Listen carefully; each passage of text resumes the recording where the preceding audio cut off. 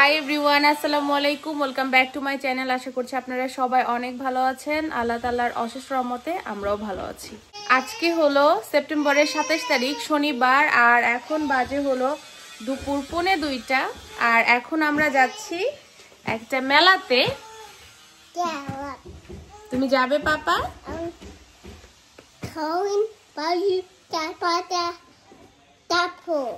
মেলা? No, Tapu. Chuck E. Cheese? No, Tapu. কি? Tapu. টাপু? No, Tapu. You good. Tapu. ও যে কি বলে আল্লাহ ভালো জানে। Tapu. যাবো? Tapu. যাবো? Yeah. আচ্ছা, ইংলিশ বাংলা সব মিলে কি বলে? I want passion. বাইরে যাবে? ওকে। এই যে আমার বাবা রেডি হয়ে গেছে। আমার বাবা একটা সুন্দর লাল গেঞ্জি পরছে। এই গেঞ্জিটা হলো ঘুমান্টি দিছে। থ্যাংক ইউ বলো ঘুমান্টিকে, থ্যাংক ইউ বলো। কালকে কি বলতেছিল? বেবি হাডে। হ্যাঁ, কালকে বলতেছিল বাবা বেবি হাডে। আমরা বুঝতে পারতেছিলাম না কি বলে। আমি তো বুঝি নাই কি বলে। পরে সুজন বলতেছে বেবি হাটে। তো হাটে কি বলতেছে হাডে। বেবি কই? বেবি রেডি হয়ে গেছে? বেবি না, সুন্দর লাগতেছে মাশাআল্লাহ। এটা মাই বেবি। My baby. ওকে ওকে। এখন ও বাইরে যাবে, তাই সবকিছু মাইনা যাইতেছে সহজে। Let's go.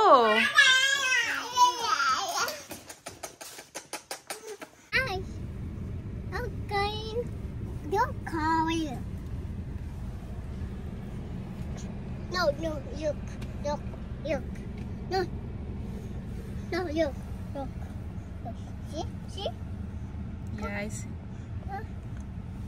What? Yeah, I can see. Where are you going? Go to your door. I'm going to. Shehu. You?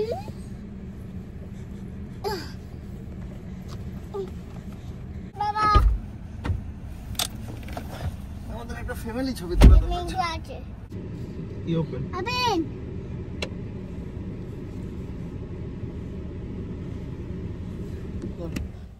গরম দেখতে দেখতে চলেই গেল, আর মাত্র কয়েকটা দিন বাকি আছে।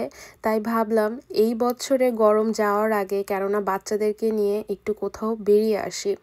এই বছরটা নানান ধরনের ঝামেলার মধ্য দিয়ে আমাদের গেল। তার মধ্যে শেহের ছোট, দেখা যায় খুব বেশি গরম পড়লেও বের হওয়া যায় না, আবার একটু ঠান্ডা বাতাস দিলেও আদ্রর জন্য বের হওয়া যায় না, যেহেতু আদ্রর খুব তাড়াতাড়ি ঠান্ডা লেগে যায়। ছোট বাচ্চাদেরকে নিয়ে কোথাও যাওয়ার হলে অনেক প্ল্যান করতে হয়, সেজন্য দেখা যায় তেমন বেশি একটা বের হওয়াই হয় না। মাম্মাকে খুব সুন্দর করে চুল বেঁধে দিয়ে বের হয়েছিলাম, আর এই যে যাওয়ার আগেই চুলের অবস্থার 12টা। এত বেশি নড়াচড়া করে আমার দুইটা বাচ্চাই, আর শেহের অনেক বেশি চঞ্চল। আদ্র যতটাই শান্ত, তারা দুইজন আদ্রর যে চঞ্চলটুকু হওয়ার কথা ছিল তাদের মধ্যে আল্লাপাক দিয়ে দিয়েছে। এত চঞ্চল, একটা জায়গায় 1 মিনিটের জন্য স্থির নেই তাদের দুই ভাই বোনের। Call Baba. Call Baba. Call Baba.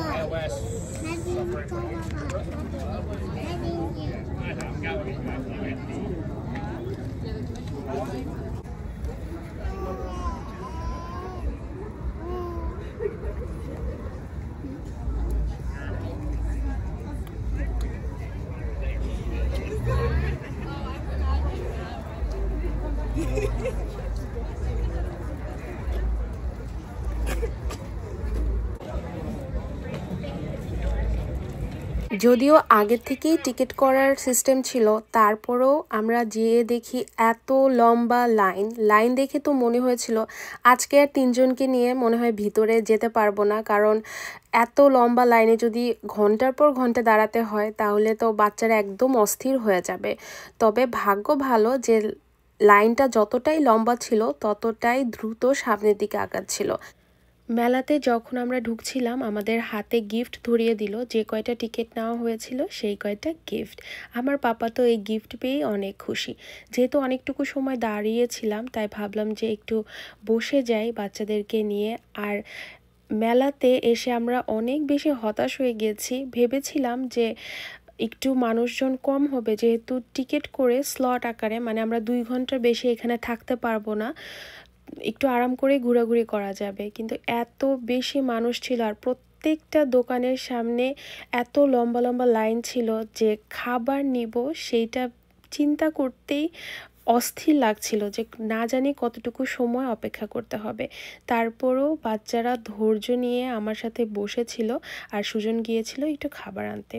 এই সুন্দর বারবারির ব্যাগটা সুজন আমাকে গিফট করেছিল যখন জানতে পেরেছিলাম শেহের মাম্মা দুনিয়াতে আসতে চলেছে। আজকে প্রথমবারের মতো ব্যবহার করছি।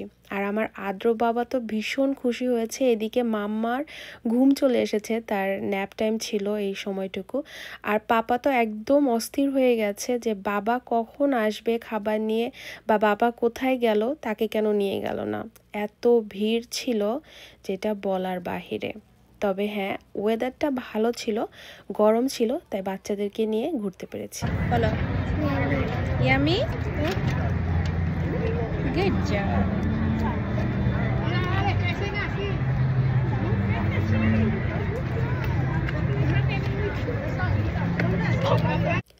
মেলার অবস্থা দেখে যতটা হতাশ হয়েছি ততটাই আমরা পাঁচজনের কোম্পানি অনেক বেশি এনজয় করেছি। অনেক দিন পরে বের হয়েছি তো সবাই একসাথে, তাই 5 জনে মিলে অল্প কিছু খাওয়া দাওয়া করে এখন আমরা নিউ ইয়র্কের উদ্দেশ্যে রওনা দিয়েছি। আমরা যে জায়গাটাতে এসেছি সেখান থেকে নিউ ইয়র্ক খুব বেশি একটা দূরে ছিল না, তাই ভাবলাম যেহেতু আমাদের বাজারটাও করা লাগবে, একবারে না কেন কাজটা সেরে ফেলি। খুব কম বাঙালি খুঁজে পাওয়া যাবে যারা নিউ ইয়র্কের জ্যাকসন হাইটে যেতে পছন্দ করেন না। আমার মনে হয় নিউ ইয়র্কে আসলে একবার হলেও একটু জ্যাকসন হাইট দিয়ে ঘুরে যেতে হবে, হেঁটে যেতে হবে, বা একটু খাবার খেতে হবে। আমরা বাংলাদেশ থেকে দূরে থাকি, এটা সত্য, তবে বাংলাদেশ আমাদের ভিতর থেকে বের করা যাবে না। যতই নোংরা থাকুক, যতই হট্টগোল থাকুক না কেন, বাংলাদেশের এই ছোট একটা প্রাণ নিউ ইয়র্কের এখানে আসতেই হবে। চারিদিকে বাংলাদেশের মানুষ, বাংলা কথায় সবাই কথা বলছে, বাঙালি খাবারের গন্ধ, বাঙালি শাক সবজি, মাছ মাংস সব কিছু দেখলে পরাণটা মনে হয় একদম জুড়িয়ে যায়। নিউ ইয়র্কে যারা থাকেন তারা তো বাঙালি একদম ফ্রেশ শাকসবজি খেতে পারে সব সময়।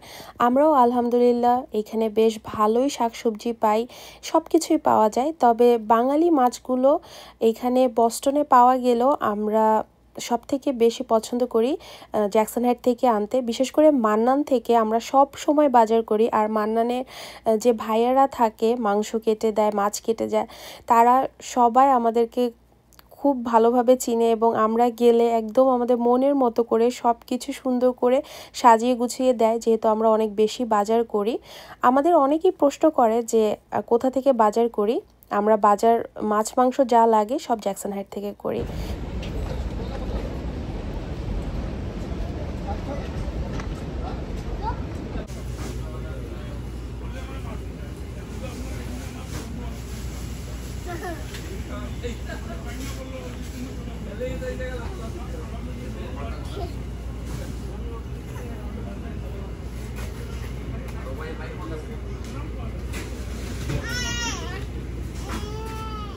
জ্যাকসন হাইটে গেলে অনেক আপুদের সাথে দেখা হয়।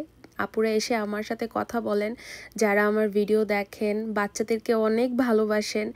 এইটা আমার জীবনে এক্সট্রা পাওয়া, শুধুমাত্র আমি আমার জীবনের কিছু অংশ ব্লগ আকারে শেয়ার করি বলে।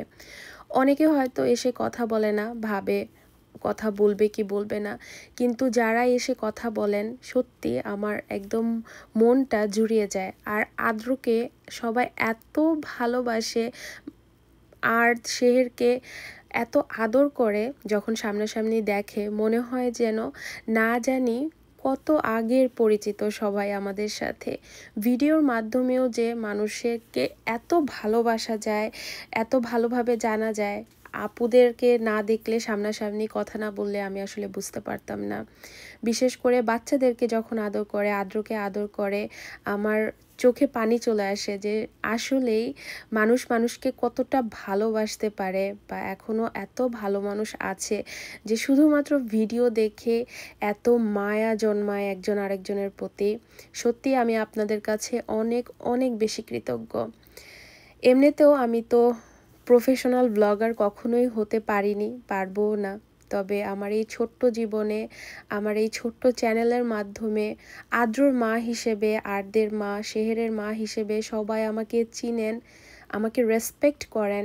আমি আসলেই আপনাদের কাছে অনেক কৃতজ্ঞ।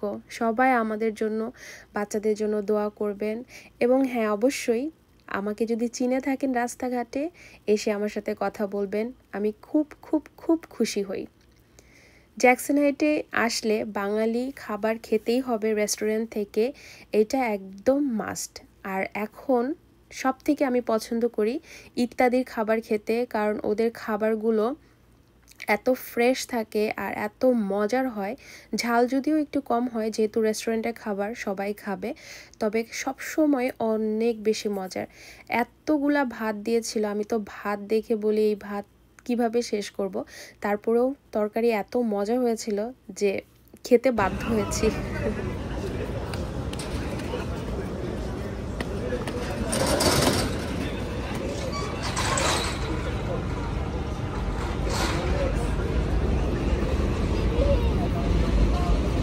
বেবি চুল খোলো গেছে কিভাবে?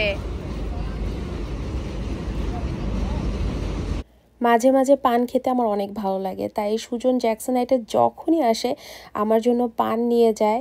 আজকে যেহেতু আমি এসেছি তাই ভাবলাম বেশি করে পান নিয়ে যাই, ফ্রিজে রেখে আমি অনেক দিন খেতে পারবো। আজকে জ্যাকসন হাইটে আসার আগে ভেবে রেখেছিলাম যে মুড়ি মাখা খাবো। ওদের মুড়ি মাখাটা এত ভালো হয়, আমার খুব ভালো লাগে খেতে। সুজনের হাতের ফুচকা ছাড়া সাধারণত আমি বাহিরে ফুচকা খেয়ে বেশি একটা আরাম পাই না, তাই ফুচকা বাহিরে খাওয়াই বন্ধ করে দিয়েছি। শুধুমাত্র বাংলাদেশে গেলেই আমি বাহিরে ফুচকা খাই, কারণ বাংলাদেশের ফুচকা কেউ বিট করতে পারবে না, ওইটার একটা আলাদাই মজা। ফুচকা খেতে গিয়ে দেখা হয়ে গেছে আমার বোনের ননদের সাথে। তার নতুন হাজব্যান্ড, বিয়ে হয়েছে নতুন। সব কিছু মিলিয়ে এই নিউ ইয়র্কের জার্নিটা অল্প সময়ের ভেতরেও অনেক বেশি মেমোরেবল ছিল।